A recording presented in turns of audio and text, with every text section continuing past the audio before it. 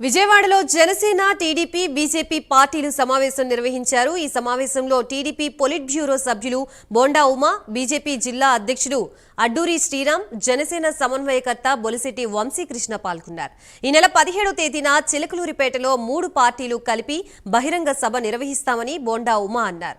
5 సంవత్సరాలుగా రాష్ట్ర ప్రజలు వైసీపీ పాలనలో ఎంతో ఇబ్బందులు పడ్డారని ఆయన అన్నారు।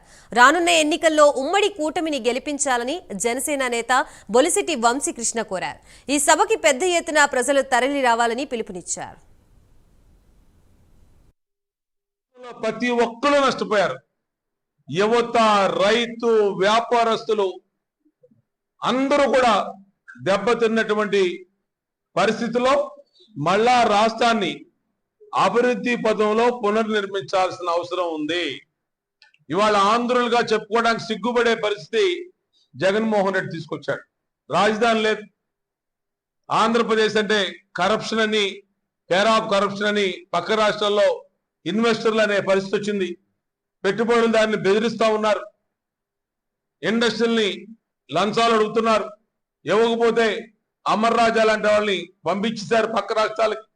కియా యాక్సిలరీ యూనిట్స్ వెళ్ళిపోయినాయి, జాకీ వెళ్ళిపోయింది, టెంపుల్టన్ ఫ్రాంక్లిన్ వెళ్ళిపోయింది, లూలు వెళ్ళిపోయింది।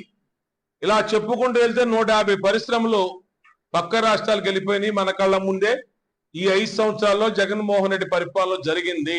మనం చూస్తే ఈ 5 సంవత్సరాల్లో జగన్ గారి ప్రభుత్వంలో పడుతున్నటువంటి ప్రజల బాధల్ని దృష్టిలో పెట్టుకొని మా పార్టీ నుంచి పవన్ కళ్యాణ్ గారు ఏదైతే 22లో ఇప్పటం సభ ద్వారా చెప్పారో ఓటు చీలనివ్వనని, మరి ఆ మాట మీదే నిలబడి మరి ఈ యొక్క రాష్ట్ర 5 కోట్ల ప్రజలు పడుతున్న ఇబ్బందులను దృష్టిలో పెట్టుకొని మరి తెలుగుదేశం పార్టీయే కానివ్వండి, మరి ఈ రోజున ఈ యొక్క 2 పార్టీలు మొన్న నవంబర్ నుంచి కూడా మరి ముందుకెళ్తుండడం జరిగింది। మీ అందరికీ తెలుసు, తెలుగుదేశం, జనసేన, మరి ఈ కూటమిలోకి మరి బీజేపీ కూడా రావటం, ఈ యొక్క ప్రభుత్వాన్ని ప్రజలు వ్యతిరేకించడం, మరి బీజేపీకి ఈ కూటమిలోకి వచ్చిన సందర్భంగా వారికి కూడా మరి వారికి ధన్యవాదాలు తెలియజేసుకుంటూ రేపు జరగబోయే చిలకలూరుపేట 17వ తారీఖు జరగబోయే సభలో నరేంద్ర మోడీ గారు ప్రధానమంత్రి, ఈ రాష్ట్రానికి పవన్ కళ్యాణ్ గారు, చంద్రబాబు గారు ఈ రాష్ట్రానికి ప్రజల యొక్క పాలనకి మంచి పరిపాలన చేయడానికి ఎంత అవసరమో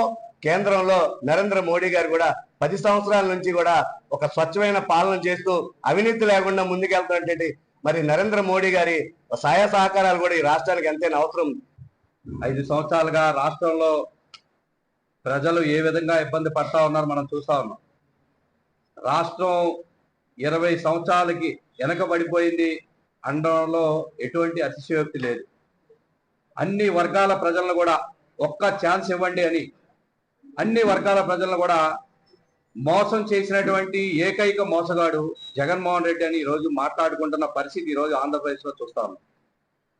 ఈ దుర్మార్గ దుష్ట ప్రభుత్వాన్ని, అవినీతి అరాచక ప్రభుత్వాన్ని గద్దె దింపాలంటే పెద్దలు చెప్పారు, దుష్ట శిక్షణ శిష్ట రక్షణ అని।